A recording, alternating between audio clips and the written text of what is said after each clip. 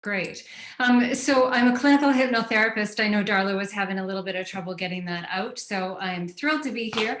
And I truly believe that the skills needed to lose weight are meta skills that we can apply to all of life. And so I chose to talk about today's sabotage because it comes up for all of us, whether we're trying to lose weight, whether we're trying to build a business. It doesn't really matter. Sabotage does show up for all of us. And so what is the definition of sabotage? It is creating unnecessary problems for yourself that interfere with your own goals. So it's something we're doing to our own self. It's not something that's happening to us. And that's a really important distinction because then the solution needs to be internal. We can't apply an external solution for something that is occurring inside. And it's critical that we start being observant of that voice we have inside our head, because it's that voice that's inside our head that really creates the path that sabotaging behavior wants to follow along. And that voice comes from our past experiences that have created a blueprint in our brain for our brain to follow, because sabotage is based on fear. We need to remember our behavior is driven by our brain. And our brain works on a motivational triad. And this triad is always, always the same. And if we understand what the triad is, we can work with it. And the triad is your brain is always looking to seek pleasure, avoid pain, and to keep everything the same. And keep everything the same for your brain means the same, whether it serves you or not. Your primitive brain does not care. It just wants things to be the same because it functions on efficiency. When we understand that triad, we can start hacking into some of the ways we work with our brain to change our experiences and to change how we may show up in life. And the number one driver of sabotage is fear. And fear comes from both an ancestral blueprint and from our life experience blueprint. And it's important to understand both so that we can really become powerful in dismantling those sabotaging behaviors. Your primitive brain has a default to the negative because this was adaptive. It was how we survived. That negative default was what allowed us to survive as a species. It was important, when we lived in the caveman days, that if we fought a wildebeest, that we really wanted to know how to fight that wildebeest again. So we ruminated on it. We went over and over and over it again. And our brain has that desire to want to ruminate and see the whole world as something that could potentially hurt us. And that operating system is still there in all of us. The problem is that we live in this modern world now. And so that operating system of our brain does not work so well with us in this current modern world, because your brain doesn't understand the difference between something that's triggering an emotional fear and something that was really a physical fear from our ancestral days. And that fear and that negative default setting in our brain is also what lays the foundation for our blueprint of life that we gather through experiences, right from the time we are born, right up until present day. And we gather that blueprint, and that blueprint is what directs our behavior. And the blueprint of our life contains our limiting beliefs. And it is fear that is the biggest driver of our behavior, and it is the foundation of all our limiting beliefs. So we have to remember that our primitive brain, it is when we ask it to do something it doesn't want to do or it feels it's fearful, it actually kicks up a fuss. And it wants you to go back to that motivational triad of keep everything the same, create pleasure, and, let's just keep ourselves in this little box. And when it comes to self-sabotage, your brain has learned at some point that it works very well to keep you in your current spot, which is comfortable for your primitive brain. It may not be the best for you in terms of your modern day life, but it's comfortable for your brain. And how we sabotage ourselves is we procrastinate. We're afraid we might fail. We're afraid we're not going to get the results we want. We're afraid we're not going to get it right away. And we start buffering, we start seeking false pleasures. We look at the moment versus the future self. We don't show up for ourselves. for our present self and for our future self, because we're always balancing those two. What am I doing for my current present self? And what am I doing for that woman I'm going to wake up and be tomorrow? We also sabotage by quitting because it's not going fast enough. It's too hard. I want to stop. And I don't know about any of you guys, but this building a business really triggers a lot of fear in me as I go along a path that is new and challenging. And I have to catch myself so that I don't sabotage my behavior, although I have many times, as we all have. But the more I'm aware of it, the more I can catch it. The other way that we sabotage is we don't plan for the future. It's the ultimate form of sabotage. We don't really think about it. We kind of let go and we just go, oh, well, what will be, will be. We don't really set any goals. And that way we avoid disappointment. And that is a form of sabotage. And then focusing on the past.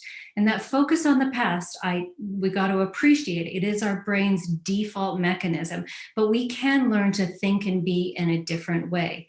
And sabotage, it actually perpetuates all our limiting belief, because sabotage is a reflection of our limiting beliefs, and it becomes a habit. And habits are really formed from a cognitive distortion called dichotomous thinking, which is that black and white thinking. Whenever we're thinking black and white, remember that's your best friend of sabotage. They work in tandem, and they work in tandem to keep our habits and pattern of behavior that are habitual for us exactly the same. So what do we need to do in order to start breaking this habit of sabotage or the thoughts of sabotage? We need to get out of dichotomous thinking. We need to stop thinking it's 100% or no percent. We got to let go of that as the lens of how we motivate and measure ourselves, because it prevents any learning. It prevents that gray, beautiful, creative part of our life. And it prevents us from challenging and dismantling any limiting beliefs. Because when you start to dismantle and challenge your limiting beliefs, you are obliterating your sabotage behavior. And it makes us more powerful, because we stop taking everything so personally. We need to get comfortable with being uncomfortable. When we expect life to be anything but 50-50, we get in that trap of I deserve, or it shouldn't be this hard, or we shouldn't have to push ourselves through something. But once we accept that life is really on a continuum of all times, it's great at one end and it's not so great at the other end, and we flow between that at all times, when we can soften the edges around that, when we are in uncomfortable experiences, knowing that this is the full range of the human experience, and embrace that temporary discomfort, we have more ability to stay in the more comfortable part of our life. So how do you help yourself get out of sabotaging behavior? Ask yourself the question, how can you help you? Start treating yourself like you're someone you're responsible for helping. How can you help you get it done? How can I help you be more comfortable? How can I really evaluate and look at what's going on? The feelings that I'm having around fear, because fear is the driver of sabotage, they are only temporary discomfort. And the more I get used to being in a different way with myself, the more I can challenge those limiting beliefs and hence challenge those sabotaging behaviors. So practice mindfulness, non-judgmental awareness of your thoughts and your behaviors. Look at your triggers, the self-doubts, the fear, and dismantle those thoughts. Anticipate and plan for any obstacles that may trigger fear for you. We have to remember hope is not a plan, and many of us use hope as a plan and a strategy. We hope tomorrow will be better. We hope we eat better tomorrow. We hope we show up better tomorrow.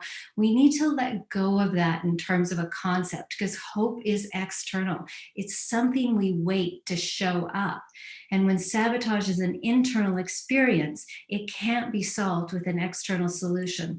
The solution has to come from us looking at our internal thoughts. And white-knuckling it and sort of using grit and determination alone is not enough to overcome it. Change is uncomfortable. It can hurt. It can be scary, and we don't like it. You are hardwired to avoid discomfort. Know that. Be gentle with yourself. Have a compassionate view of what's going on when you feel sabotage or fear being triggered inside of you. And really ask yourself, am I in danger? Because the more you can reflect, no, I'm not in any physical danger, the more you can calm that primitive brain to see the world, the modern world, the way it is, which is mostly emotional danger that we are trying to dodge all the time. The secret ingredient of change is accepting how you're feeling, even when it's not good. Remember, those feelings we're having that keep us in uncomfortable positions, they're transitions, they don't last forever. Emotions are only a signal to us that, you know, we need to pay attention, we need to observe, but they are not an absolute. We don't have to listen to everything they say.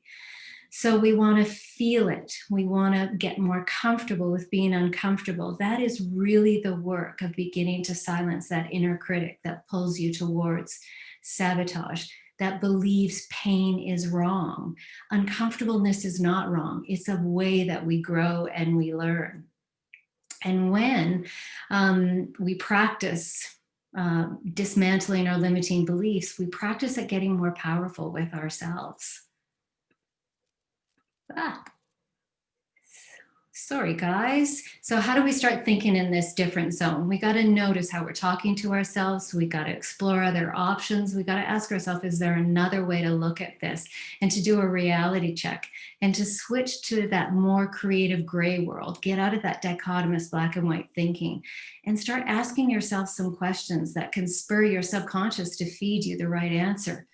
What would it look like if I finally lived my life without feeling afraid of my feelings? How would it feel if my beliefs were supporting me? And truly, what are my beliefs? And what can I do today to help myself? Those are a few rhetorical questions that will really move you forward in dismantling limiting beliefs and kicking sabotage right to the door. Thank you, I Candice. thank you guys. Thank you.